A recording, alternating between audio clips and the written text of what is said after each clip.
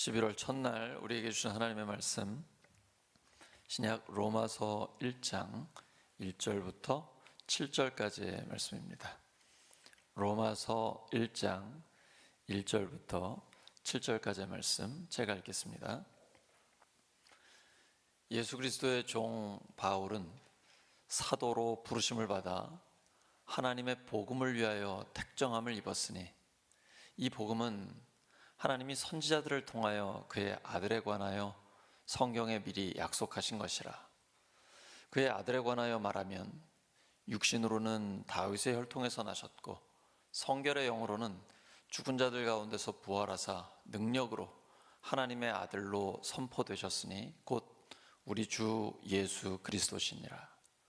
그로 말미암아 우리가 은혜와 사도의 직분을 받아 그의 이름을 위하여 모든 이방인 중에서 믿어 순종하게 하나니 너희도 그들 중에서 예수 그리스도의 것으로 부르심을 받은 자니라. 로마에서 하나님의 사랑하심을 받고 성도로 부르심을 받은 모든 자에게 하나님 우리 아버지와 주 예수 그리스도로부터 은혜와 평강이 있기를 원하노라. 아멘. 복음의 능력, 복음의 능력이라는 제목으로 하나님 말씀 전하겠습니다. 사도 바울은 복음의 강력한 능력을 확신하고 있습니다.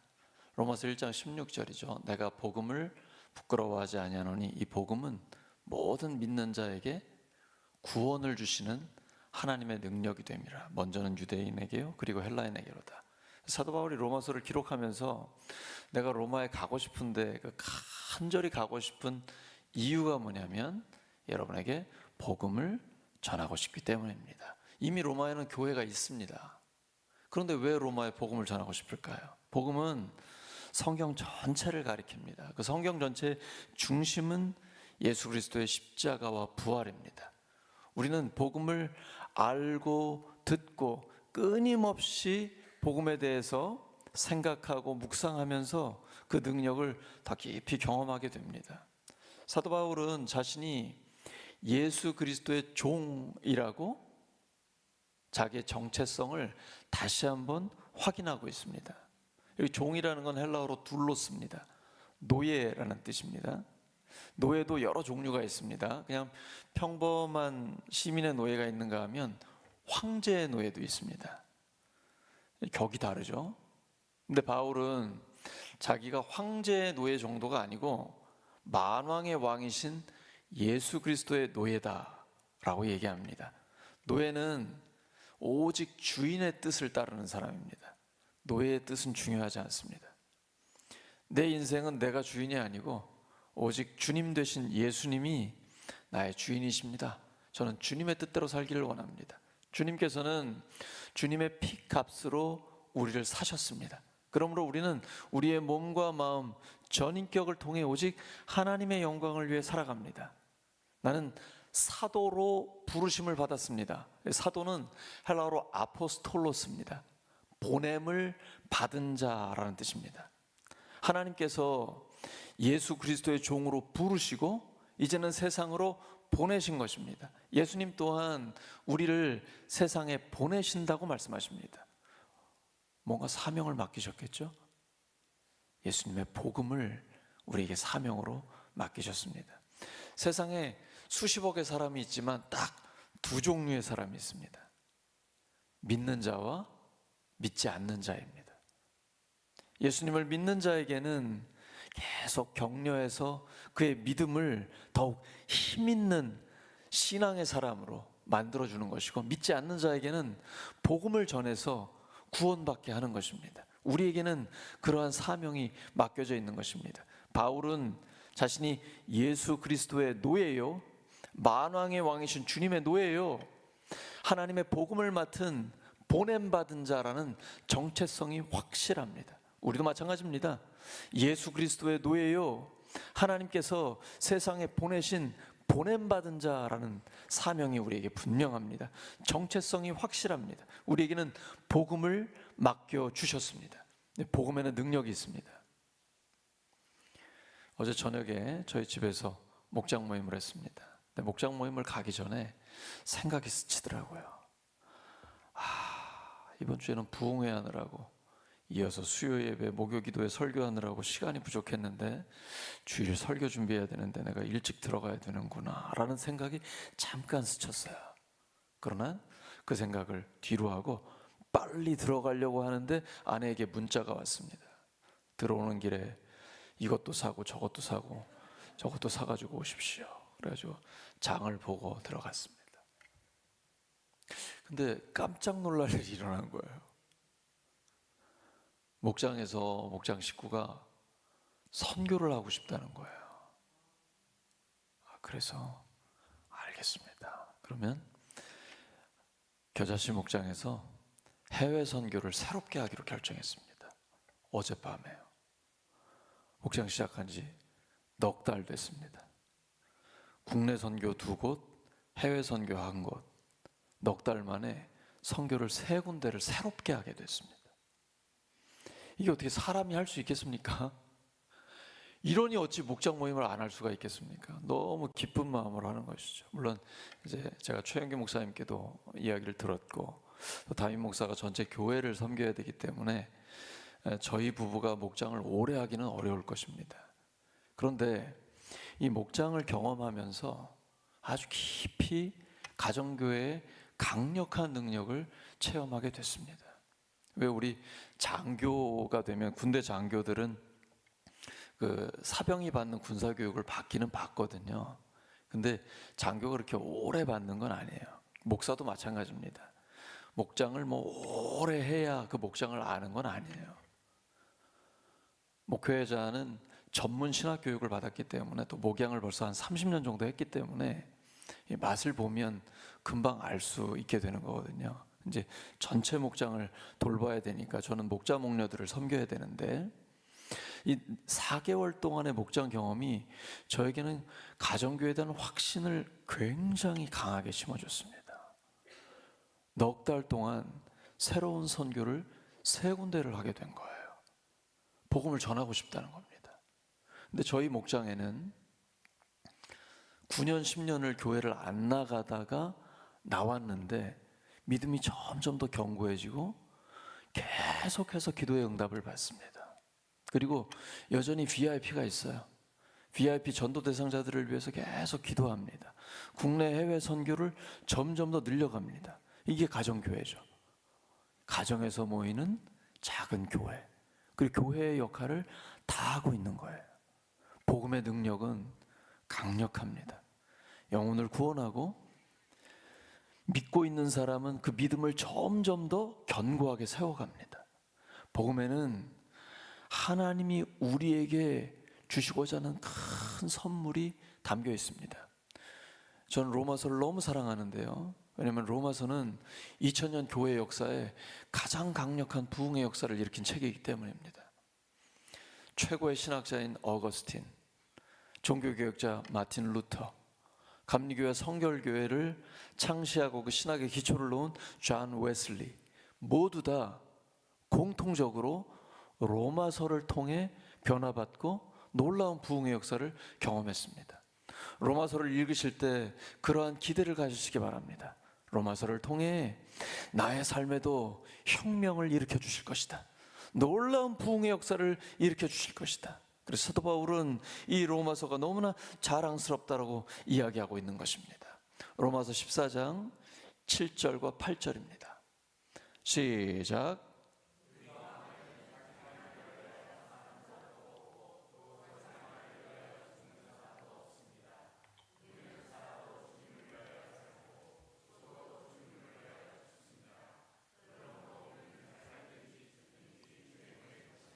이 복음에는 빛이 있어요.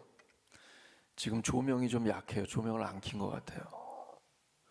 복음에 강력한 빛이 있어서 우리가 기도하면서 복음을 전하면 그 복음이 믿지 않는 자에게는 예수님을 믿게 하고 믿는데 좀 낙심되어 있거나 침체되어 있는 사람에게는 영혼에 힘을 줍니다. 이 복음에는 하나님의 빛이 담겨 있거든요. 우리 가운데는 자기만을 위하여 사는 사람도 없고 자기만을 위하여 죽는 사람도 없습니다. 우리는 살아도 주님을 위하여 죽어도 주님을 위하여. 그래서 우리는 살든지 죽든지 오직 주님의 것입니다. 하나님께서 우리에게 가장 강력한 능력인 복음을 맡겨주셨습니다. 이제는 우리가 할 일이 있어요. 복음에 합당한 삶을 살아가는 것입니다. 이 시대는 입술로만 보내서 안 됩니다. 복음을 말로만 전해서는 안 됩니다. 말로 하는 거는 누구나 할 수 있잖아요. 근데 그 말이 능력이 돼야 됩니다. 복음에 합당한 삶을 살아야 합니다. 우리 힘으로는 못해요. 우리 안에 성령님이 계시기 때문에 성령의 권능으로 그렇게 살 수 있습니다. 아, 이렇게 살아야 한다 라는 율법적인 생각을 가지고 살아야 되는데 내가 못 살잖아요. 그러니까 사는 척을 하려고 하지 않습니까? 이러면 위장하게 되거든요. 위선하게 됩니다. 그럼 내 안에는 그렇게 살지 못하는 솔직한 내 모습이 있는데 다른 사람에게는 그렇게 살려고 하는 척, 위장, 위선을 하다 보니까 아무런 힘이 없게 돼요. 그냥 솔직해야 됩니다. 나는 그렇게 살지 못하는데 오직 성령의 능력으로 그렇게 살기를 원합니다. 이때 성령께서 우리를 도와주십니다. 모든 것을 가르치시고 모든 진리 가운데로 인도하시며 주님의 말씀을 생각나게 하십니다. 어제도 새 가족이 그런 고백을 하는 거예요. 자꾸 어떤 기도를 하면 생각이 난다는 거예요. 근데 그 생각을 분별해야 합니다. 그 분별의 기준이 무엇입니까? 하나님의 말씀입니다. 성경을 통해서 나에게 지금 떠오른 생각이 성령의 생각인지 마귀의 생각인지 분별해야 됩니다. 마귀도 생각을 주거든요. 가룟 유다에게 예수님을 팔려는 생각을 넣었단 말이에요. 성령님도 생각을 주십니다. 그래서 나에게 떠오르는 생각이 성령의 생각인지 마귀의 생각인지는 성경을 통해 분별하면 됩니다. 분별할 수 있습니다. 성령의 생각이면 붙들고 마귀의 생각이면 쫓아내면 됩니다. 그래서 성령의 생각을 따라서 우리가 살아가다 보면 우리의 삶에 계속 성령의 역사가 나타나게 되는 것입니다. 특별히 우리 교회에 지금 새 가족들이 계속 오고 있습니다. 새 가족들 또 우리의 다음 세대들을 위해서 우리가 조심해야 될 게 있습니다. 교회에 대해서 이야기할 때는 매우 신중하셔야 됩니다. 부정적인 이야기를 하면 새 가족들이나 우리의 다음 세대들, 자녀들은 그 부정적인 말을 듣고 믿음을 잃어버리기가 쉽습니다. 교회는 병원과 같습니다. 환자들이 모이는 게 당연합니다. 또한 목회자도 성도들도 약점과 단점이 있습니다. 근데 그러한 약점과 단점, 부정적인 이야기들을 새 가족과 우리의 자녀들에게 이야기하면 교회로부터 멀어지게 됩니다. 목회자들, 성도들로부터 계속 거리를 두게 됩니다. 그러면 교회를 떠날 수도 있고 구원받지 못할 수도 있으며 교회에 대한 부정적인 생각 때문에 교회로 가까이, 목장으로 가까이 나오지 못하게 됩니다. 우리는 가족입니다. 가족은 약점이나 단점은 감싸주고 그게 나에게 보였다면 그거를 드러내는 게 아니라 그를 위해서 기도해 주어야 합니다. 그리고 장점과 강점을 이야기해 줘야 됩니다. 그래야만 교회로, 목장으로 모일 수 있는 것입니다. 여러분, 가족을 생각해 보세요. 가족의 흠이나 단점을 다른 데 가서 이야기합니까? 흉을 보시나요? 그건 누워서 침을 뱉는 거예요. 나한테 침을 뱉는 거랑 똑같습니다. 우리 목장 식구들, 우리 교회 식구들의 단점과 약점이 있다면 그 비밀은 철저히 지켜주고 위에서 기도해야 합니다. 그리고 장점과 강점을 이야기하고 칭찬하고 격려해 줘야 돼요. 이걸 분별하셔야 됩니다. 이건 정직과는 다른 이야기예요. 정직하다는 게 모든 걸 다 얘기하는 게 아닙니다. 분별할 수 있어야 됩니다. 그래서 좋은 것은 이야기하고 나쁜 것이 있다면 내가 그를 위해 기도해 줘야 됩니다. 그러면 새 가족들이 견고하게 세워지고 우리의 자녀들은 교회를 더욱 사랑하고 교회로 모이게 될 것입니다. 이럴 때에 하나님께서 우리 교회와 목장을 더욱 강력하게 해주실 것입니다. 우리가 신앙생활을 하다 보면 다양한 어려움이 있습니다. 고비가 우리에게 와요. 그걸 어떻게 넘길 수 있고 승리할 수 있습니까? 하나님의 은혜로 가능합니다. 그리고 하나님은 사람을 통해 역사하십니다. 사도 바울이 로마서를 기록하면서 마지막 16장에 보면 수많은 동역자들의 이름을 올리고 있습니다. 그에게는 강력한 동역자들이 많았는데 특별히 아리스다고가 있었습니다. 이 사람 아세요? 아리스다고. 성경에 보시면 5번 등장합니다. 바울이 에베소에서 복음을 전할 때 그의 동역자로서 아리스다고가 체포됩니다. 유대인들이 바울을 해하려고 공모할 때 아리스다고는 바울과 동행합니다. 바울이 유대인들에게 고소를 당해 죄수로서 로마를 향해 배를 타고 갈 때도 아리스다고는 그와 함께합니다. 바울이 복음을 전하다 감옥에 갇혀서 골로새서를 쓰고 있을 때 역시 아리스다고는 그와 함께 갇혀 있었습니다. 바울은 아리스다고를 나의 동역자라고 부릅니다. 아리스다고의 능력이나 자질은 우리가 알 수가 없어요. 기록이 안 돼 있기 때문입니다. 분명한 게 있습니다.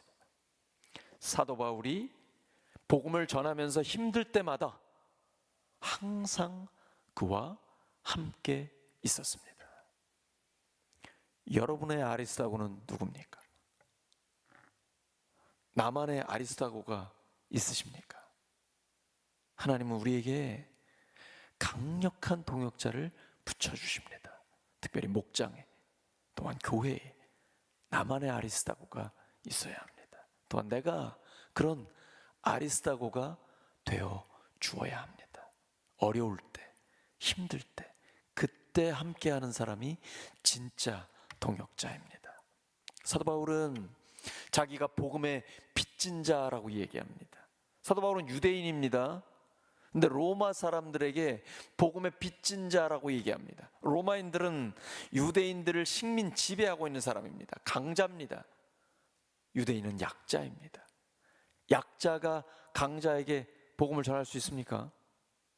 가난한 자가 부자에게, 그리고 무식한 자가 유식한 자에게 복음을 전할 수 있나요? 로마는 그리스 문화권입니다. 당대 그리스는 지혜의 대표적인 사람들입니다. 근데 유대인들은 거기에 비하면 상대적으로 좀 무식하다고 얘기할 수도 있어요.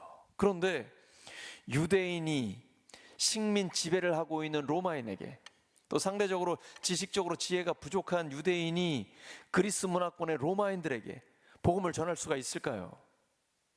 사도 바울은 복음의 빚진 자라고 얘기하면서 로마의 하나님의 복음을 강력하게 전하고 있습니다. 우리는 어떻습니까? 회사에서 내가 피고용인인데 사장에게 전할 수 있습니까? 아니면 내가 지식이 부족한데 지성인에게 복음을 전할 수 있나요? 내가 별로 재산이 많지 않은데 재벌에게 복음을 전할 수 있습니까? 전할 수 있습니다. 복음이 필요 없는 사람은 아무도 없습니다. 이 복음은 모든 믿는 자에게 구원을 주시는 하나님의 능력이 됩니다. 부자건 가난한 자건 지식인이건 배우지 못한 자건 그 어떤 사람에게도 복음은 그를 구원하는 하나님의 능력이 되는 것입니다. 그러므로 담대하게 확신을 가지고 하나님의 복음을 전하시기 바랍니다. 이 복음은 그래서 기쁜 소식이요 좋은 소식인 것입니다. 로마서 1장 15절입니다. 시작.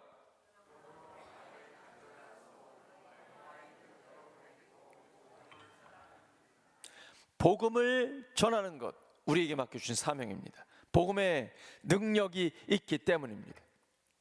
우리는 예수 그리스도의 노예입니다. 세상으로 보내심을 받은 하나님의 사람입니다. 우리에게는 복음이라는 능력이 주어졌고 복음을 전하라는 사명이 맡겨져 있습니다. 사랑하는 우리 울산교회 성도 여러분, 우리는 바울처럼 하나님의 부르심을 받았고 세상으로 보내심을 받았습니다. 복음의 능력이 우리에게 있습니다. 복음이 삶을 바꿉니다. 로마 제국이 1000년을 이어갔지만 사람을 구원하진 못했습니다. 그러나 식민 지배를 받고 있는 유대인 바울을 통해 전해진 복음은 로마를 바꿔버렸습니다. 로마가 기독교 국가가 됐습니다. 복음은 그냥 한 사람부터 시작하면 됩니다. 우리 목장에 품고 있는 VIP 한 명에게 복음을 전하면 그 사람이 구원받고 그 가정이 변하고 직장이 구원받고 세상이 바뀌는 놀라운 역사가 일어나게 되는 것입니다. 복음이 우리를 변화시킵니다. 예수님의 마음을 품고 변화된 삶을 살아 교회와 가정과 일터, 우리 목장과 우리의 삶의 자리에서 복음의 능력으로 많은 사람들을 구원하는 우리 모두가 되기를 예수 그리스도의 이름으로 축원합니다.